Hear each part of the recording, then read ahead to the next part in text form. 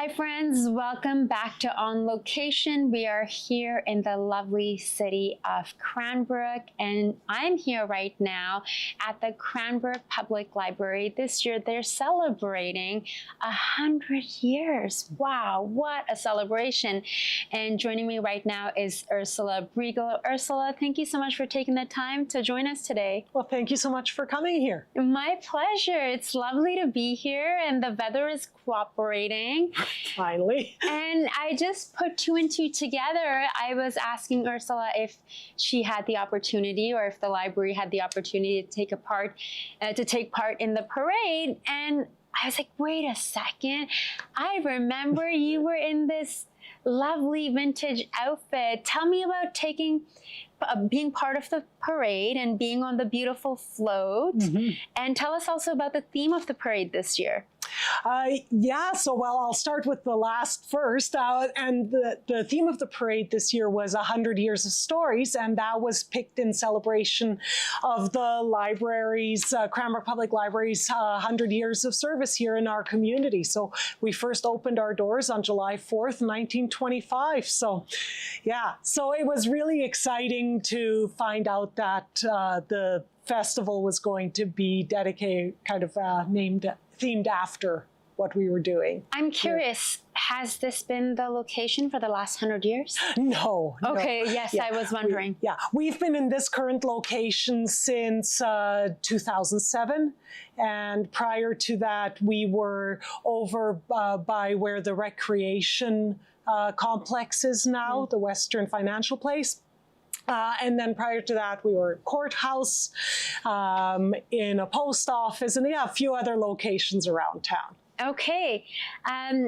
The parade I want to talk about, and then we'll talk about the library. Yes.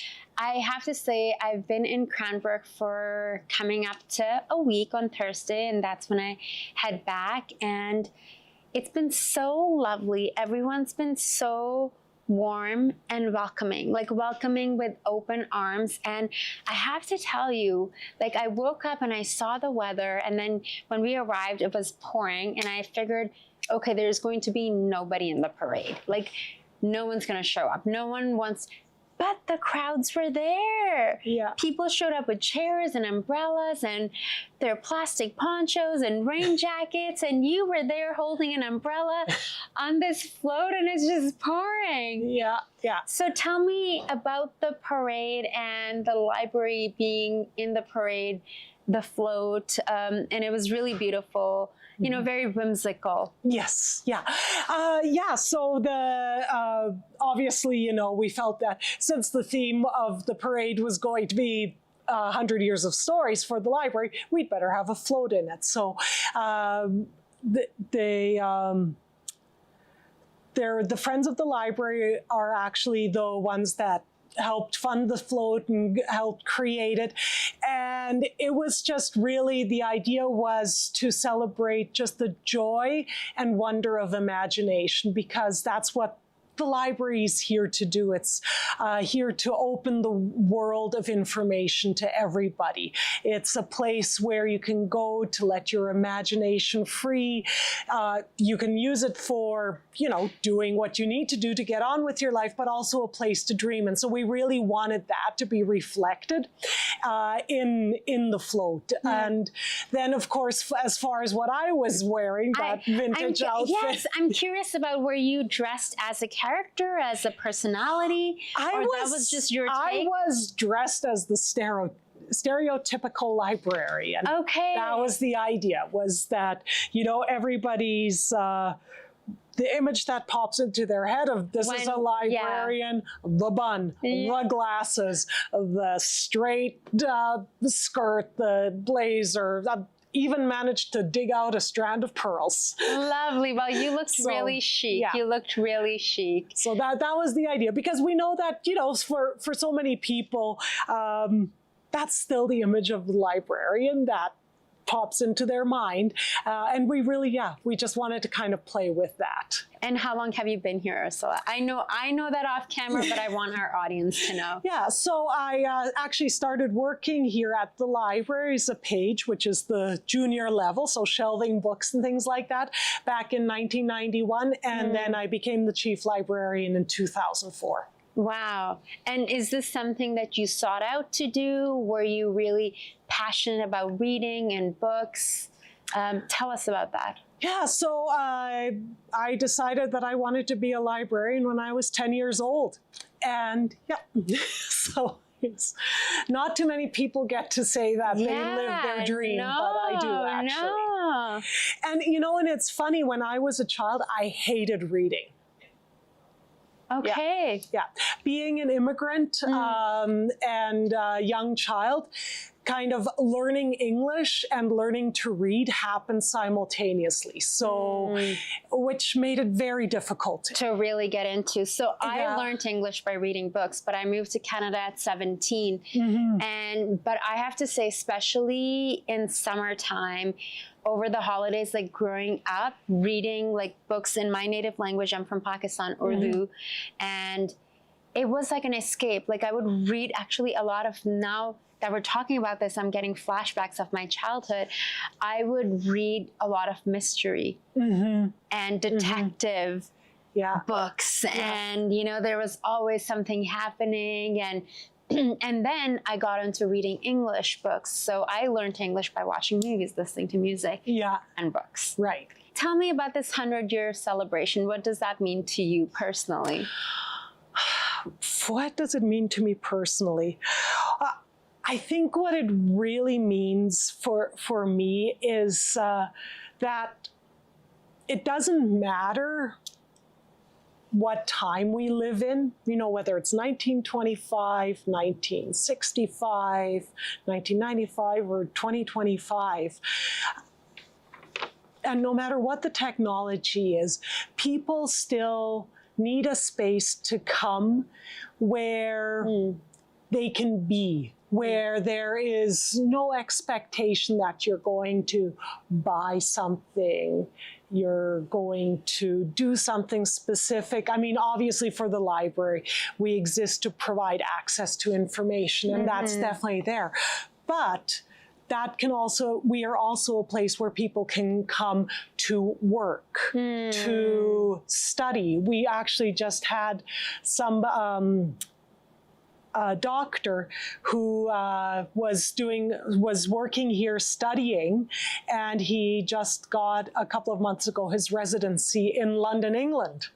And yes, as a result of coming here to the library, with his laptop, accessing our Wi-Fi, and just quietly. And I personally find that I live in Vancouver. I'm downtown, and as I'm talking to you, I think perhaps this will bring the passion to visit the library again, and also the fact that you can, because especially when I'm purchasing books, it's like I was telling you about reading Akotar, A Court of Thorns and Roses. I got influenced, everyone's talking about it. And, it's like you can read and you don't have to purchase. Exactly. And there is something special. Like I do love our library and the architecture of it in Vancouver. It's a really stunning library. So perhaps like sitting here with you, it's actually inspiring me to go visit the library, because even for working, I work from home mostly. So I need to like step away from home, because I think I do better work when I'm not at home. Yeah, and that's definitely, and that is the thing with the library. It is that it's that third place in the community. It's not home, it's not work. It's just a place that you can come and be who you are. And of course, there's something for everybody. So, we've got the young children coming in here and, taking out literally laundry baskets full of books. right? And I feel like that would be me. I'm like one of those people who sometimes simultaneously reads book. It's my ADD brain. yeah, and then of course we've got things, and then we've got the programs, you know, so obviously for the kids, the story time, or now coming into the summer reading club. And that's actually something that's what's really exciting about the summer reading club. It's province-wide.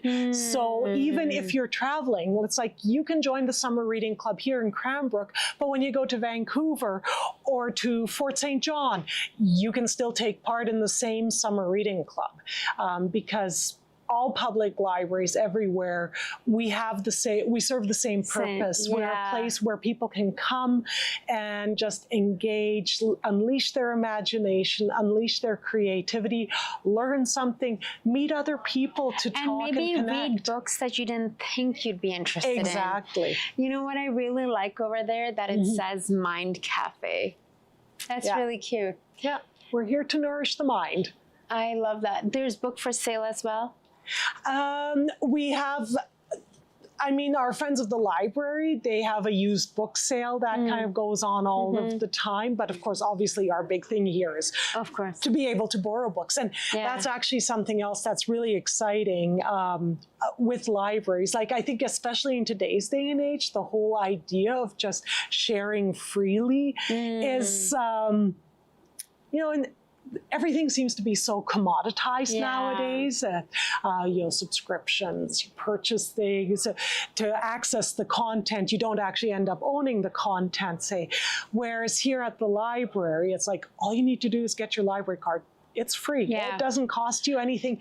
And then you can just borrow the material, and nobody's tracking what you're reading unless you want to track your own reading. But, you know, we're not gathering data on like what you're accessing, everything. We're just here to serve you. And I don't know if you knew this, but if you've got a library card from any public library in BC, when you're in any other community in BC that has a public library, you can borrow material from that library for free, and then you can return those items to any public library in BC for free.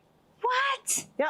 I didn't know that. Yeah, it's called BC One Card. Let's go back in time because I'm curious about the library. And what do you know about the library and how it began in Cranbrook?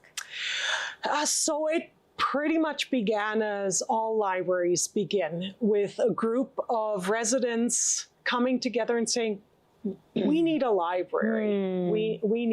We need that in our community. And so that's what happened back in 1924, 25 is when it really got going. You know, there was kind of, people were talking about it before then, but that was really when the impetus got growing. And so a group of citizens came together and they just started canvassing the community, seeing if there was the interest there, and then they made the application to the provincial government. And and that's how the library got going. And I think that's one of the exciting things about libraries is that we exist, like we are a public library. And so we are here because people want us to be here. And whether that's when we get started or 100 years later, we take that very seriously. Like for us, when, you know, whether it's Cranbrook Public Library, Vancouver Public Library, Burnaby Public Library, what you will notice is that what those names all have in common is community, public, and library. Library comes last. So we're here for our community, for the people of our community, and we're a library, so we're here to provide them with access to information and to just books in general. When I was coming in, I noticed quite a few seniors coming in, and you mentioned that, okay, they're here with a program. Tell me about that.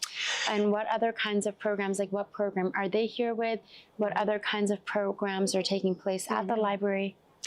Yeah, so with the seniors, well, one of the things that has been in the media a lot recently is, you know, the idea of there's a loneliness epidemic, that in this day and age, even though we're all connected socially, but it feels like we're not, right? It's not that immediate personal connection.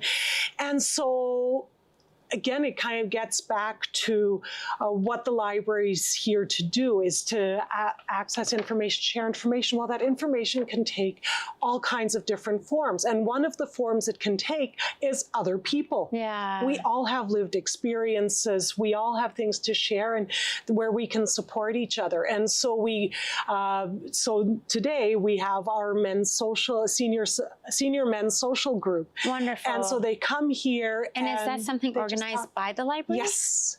That's brilliant. Yeah, because we recognize that, there's a lot of places that exist, but this is kind of a neutral space, right? And is it's this for everybody. Free for them? Of course, yes. This is brilliant. So how long has this initiative been going on for?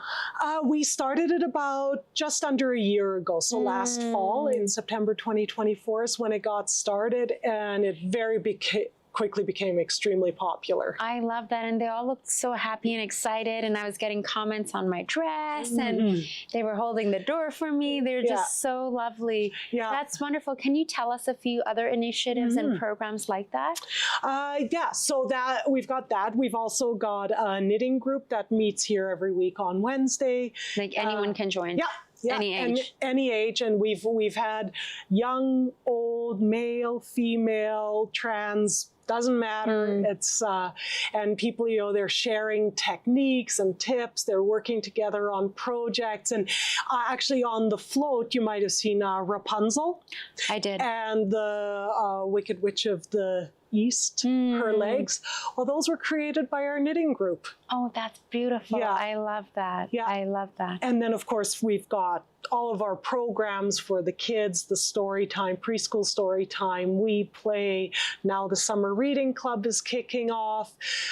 We've got our, for the adults, our very popular wine and paint, where we actually partner with a local restaurant. And we actually do it in the restaurant, so we don't have to worry about liquor license or anything like that. Yeah. But it's held once a month, and it is so popular. I think we could almost run one every night of the week. It would be booked solid.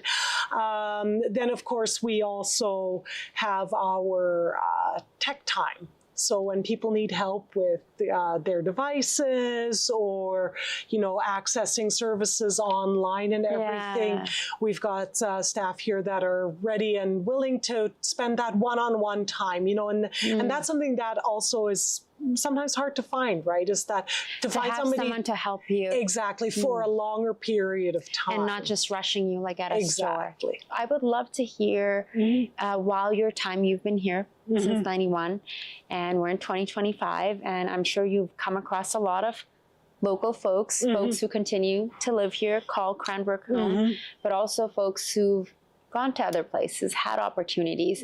Can you share some stories of folks whose lives you saw changed by, or positively impacted? It doesn't need to be this massive change, by coming to the Cranbrook Library.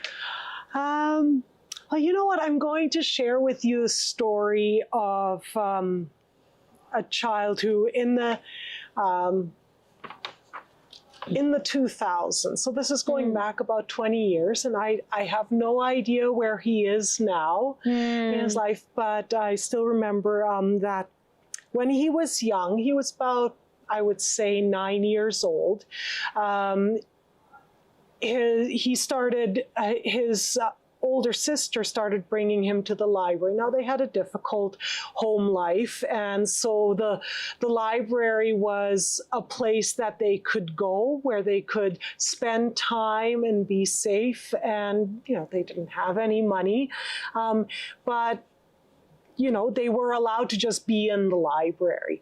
And I still remember for this boy, when he started coming to the library, I would say he could barely read. And he saw the summer reading club, and so he joined. And he joined not because he loved reading or anything, but because once you read for a certain amount of time, you had your reading log, you get your sticker, and you get to draw for a coupon, and these coupons were for things like French fries and ice cream. That's what That's what it was about. Yeah.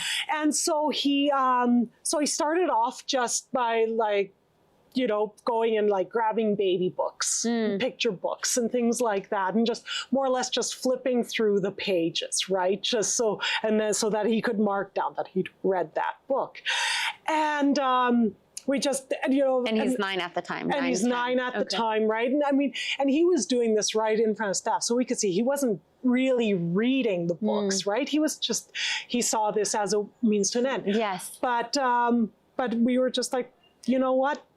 Whatever, right? And he got that and everything. And what we saw over that course of the summer is that while he started off that way, over time he would actually start flipping, but then he would stop and the pages would start turning slower. And he actually was reading.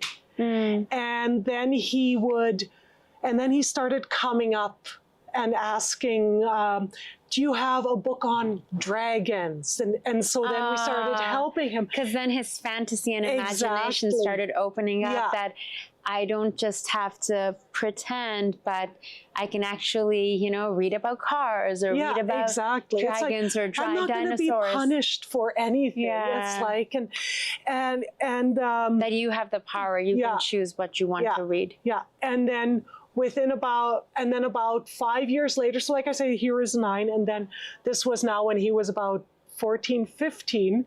I still remember the one time he came into my office. He says, so I'm just reading War and Peace.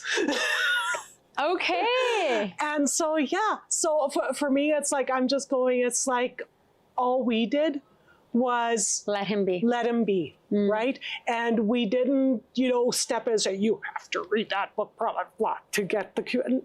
Whatever. It's like, no, that's, and so for me, that even after all these years just sticks in my mind. And like I say, I have no idea, you know, where he's gotten to in his life. And where also people are, because I'm sure with you guys being here, you're probably also seeing, you know, folks who are coming on a regular basis, whether they're kids who are 9 and 10 or seniors, and especially when someone realizes that, okay, I can come here regularly. No one is monitoring me. Yeah.